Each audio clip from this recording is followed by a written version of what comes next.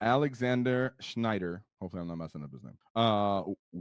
With his Tactical Brigade. So yes, we finally had Tactical Brigade making its appearance. And some of these things are expected, but we're still happy to see it because as much as people were giving Tactical Brigade a lot of love, it really wasn't winning events. It was either going undefeated and getting top placing something once in a while, or it was hovering 4-1. Right. So we'll talk about this list and shout out to him for actually winning it. And shout out to the live chat and all you get. Whoa, yeah, we should be excited about Orks. And it means we're the best. If GW is to keep nerfing us in some ways, you guys think, hey, this is really annoying. We hated it. It's getting tedious at this point, burdensome. And I agree with you on all those points because I'm a fellow org player, obviously. But isn't that kind of the whole 40K community confessing that we're the best? And isn't that GW kind of confessing it too? So we'll take solace in that, my Gitz. And so that's what Alex did today. And one of the best things we have here in this Orc Codex is good old Beast Bosses. So today we actually see two Beast Bosses with their Beast Snagga Boy combos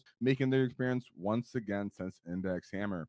Just a great utility of this unit is something that people can't overlook, but I can understand if you're having some frustration with them once in a while. Keep in mind, when you hear people say that Beast Snagga bosses are fantastic and they kill just about anything, it's under what context exactly? If you're going into something that has reduced damage 1, obviously they're not. If you're going into and you're playing something like Bully Boys, for example, would be more clear, and you don't have access to sustain, and then you go in the punch into somebody and you don't hit those all hits, and you end up missing and not getting enough wounds based off the math, and only about 6 devastating wounds at that point, you're like, this guy doesn't actually wreck. Well, in this detachment, since he has access to lethal and or sustain, you can pop off a lot of combos here between even just the Snagga Boys himself using sustain and then fishing for the hits. When I say fishing, it means sometimes people will willingly pick up some of their hits that already hit and roll them again to try to get for those critical hits, right? So whenever you hear someone fishing, that's what they typically mean. Now, I only, advise that you try to fish, in really dire circumstances or when you're playing on crit 5s, because in that sense,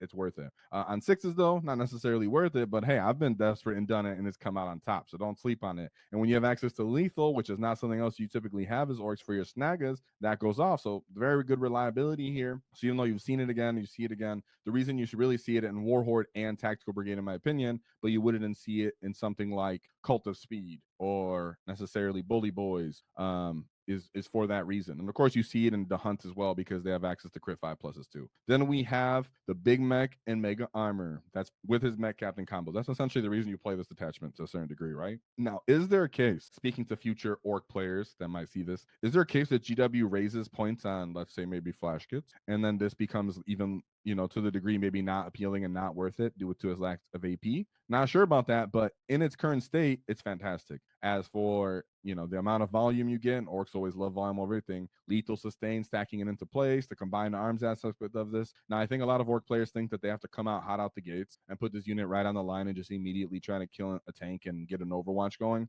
or throw some shots on really elite enemy infantry brick. In reality, a lot of the time, high-level players play this unit kind of defensively, right? They'll put out their beast bosses, they'll call WAAAGH and let everybody get stuck in, and then they'll have this unit come out and as kind of like a response unit at the back end of the WAAAGH, or to clean up whatever's left is in the table to bully, as it's built in invuln. The units are already pretty punchy at strength 5. You still have access to all the strats. You're still getting all your shooting efficiency off in your orders. So in that case, I advise orc players that are playing this or experiencing to play a little bit more defensively with it, whether it's reserves or not letting it be put on the table turn 1 or 2 necessarily in every matchup.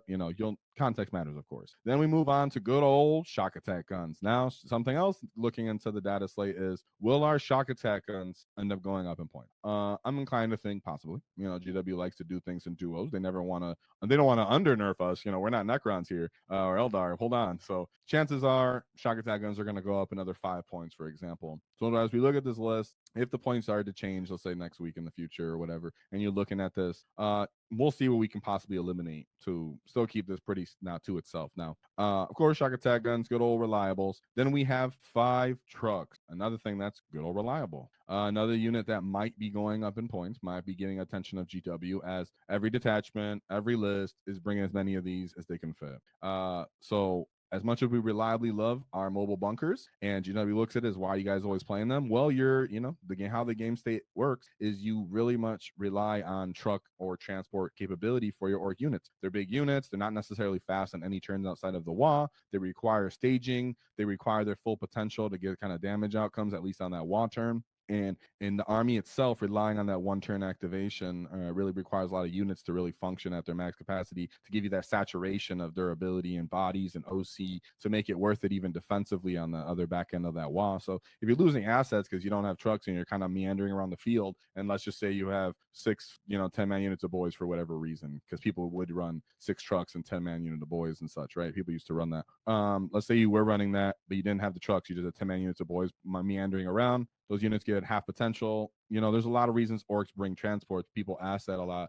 Newer players, intermediate players, do I really need the trucks? There are cases and maps and layouts and terrain that you can play without transports and certain units that you can kind of get it off with, utilizing the duplicity of other units that they can use as transport capability as well. But trucks themselves are just kind of a backbone when you're playing something like this Tactical Brigade list, where you need the ability to get around the field and stage up your guns and your units and not actually get chipped down. So as much as people are tired of AI have so many trucks and why are there so many, and you're getting used to it and you're moving on to orcs, just keep in mind that this is all under the context of people who are trying to win events and play a good amount of games every week, dozens, sometimes per week and such. So if that's not you, if it's not someone who's doing the work and the research and the effort to go on 5-0 in events and necessarily just playing 40K for the fun of it, like most of us are, then you don't need to max out 5 trucks. So keep that all under context as we go into this and you want to start adding your own tools. Just know that's why trucks are so important, but it's not that you have to bring them all the time, right? That's why this get brought Mork's Cunning. Now, I absolutely love Mork's Cunning, but keep in mind when you're playing with Mork's Cunning, speaking of reserves, this Shokk Attack Gun, that's what SAG stands for. If you ever see someone write SAG as an orc player, SAG, they're talking about Shokk Attack Gun, right? Just so you guys know. So the Shokk Attack Gun having Mork's Cunning means that it cannot be in a transport during the deployment start of the game, right? Because he cannot use his redeploy ability if he's within a transport, excuse me. Therefore, he has to be on the table and then put into reserves, or for example. So we know at least one of these Shokk Attack Guns probably didn't end up in a truck. Now there's some games that maybe he didn't feel like he needed a reserve, so he did put in a truck because he had 5. But in this case, that's how you would play this correctly. He cannot be in a truck and then you redeploy from within that truck. That's not how that works. If a unit's within the transport, that a unit essentially does not exist according to its abilities and data sheet abilities and enhancements that are equipped to him. Okay, so just keep that in mind as you use that enhancement. We do have the 3, of course, Snagga unit definitely going in transports and my ability. Then you have a 10-man unit of boys. Why would you run a 10-man unit of boys? Now, a lot of the time, what I see in this army is one, having sticky on certain missions, like maybe the ritual, whatever it may be, feels pretty great. Just being able to just on that wall turn, everything is essentially a orc T5 body. So if the enemy does true to your trucks and they have the proper profiles, if they have a set amount of time, they can just kill everything. You having sticky to hold your home and or their natural expansion to a certain degree would be nice in certain matchups, but in other cases, they're just great skirmish. 80-point boys are freaking fantastic. They cause the enemy to commit good assets typically. Orc boys don't just fall over. A couple still alive. You got a power claw and some dudes standing next to him. You can throw a grenade. You can put some punches on people. You got OC. So 10-man unit of boys to never be slept on, even as we change, if we are to look at this in the future with point changes. Then we have 4x5 Stormboyz. This is the most Stormboyz we've seen brought in a long time, right? There's one other case, shout out to Steven Pamprin, where he was bringing 10-man unit boys, and some other Gitz brought 10-man unit Stormboyz. But in this case, we got 4 5-man unit Stormboyz. Now, if points do go up, because Tankbusters, boys, trucks, whatever it is, maybe what we see might go up, Shokk Attack Gun, you can drop one of these Stormboy units. In my opinion, that would be the first thing to go. But they have great play. Another reason why I think they are we going to be being dropped is because in this case, time of this recording, before we've seen the missions and everything, that we knew that they don't not secret missions doesn't exist as challenger cards. Stormboyz used to be used for secret missions of getting battle lines to enemy deployment zone. In this case, you're not going to do that, so you don't need as many Stormboyz. So that's why you would be able to possibly drop them, and you already have a lot of troops for your scoring. Then you have obviously 10 big flash kits, Gretchen, and then 3 Tankbusters. So let's look at his actual path to victory. Another thing to check out is our sponsor, the Baron of Dice. They make high quality custom dice. If you enjoy our content and want to show some love, check out the Baron of Dice custom dice, including WAAAGH Tactics official dice to support us. Use our discount code in the description for 5% off because nobody likes taxes. And of course, shout out to Forge Fire Gaming. They offer competitive terrain sets that I use at home that comes pre-painted with slotted acrylic bases, allowing for easy building removal and measuring and alignment with it itself. Check it out in the description and check out our paint competition. This month we have the Stompa, so you can get a set of those WAAAGH Tactic dice. Now, what would we do without Tankbustas? Is what people ask, and that's the question we can explore going forward in the future. But today, let's look at this first game that he went into. Shout out to Alex, which was Astra Militarum. So we have Cadian Command Squad, Rogaldorn Commander, Ursula Creed. Kind of light on the characters. I appreciate that. One 10-man unit of Cadian Shokk, two 10-man of Ketachan, and then two big bricks of Death Core of Krieg. Of course, they can regen the unit, but also they have the actual medic on there, so they get their feel no pain. This is a matchup where you do appreciate that you have maybe those 10-man unit tank busters, the 10-man unit of boys, the flash kits themselves, things that can actually pick this unit up quite reliably. Typically, other armies would have the issue with, right? I do personally totally felt the difference when I was able to give my Beast Snaggas +1 strength outside of the WAAAGH with sustain and then punch T3 models with them. Oh, substantially different, way different than trying to hit them in any other detachment that you're not having access to +1 strength and then sustain.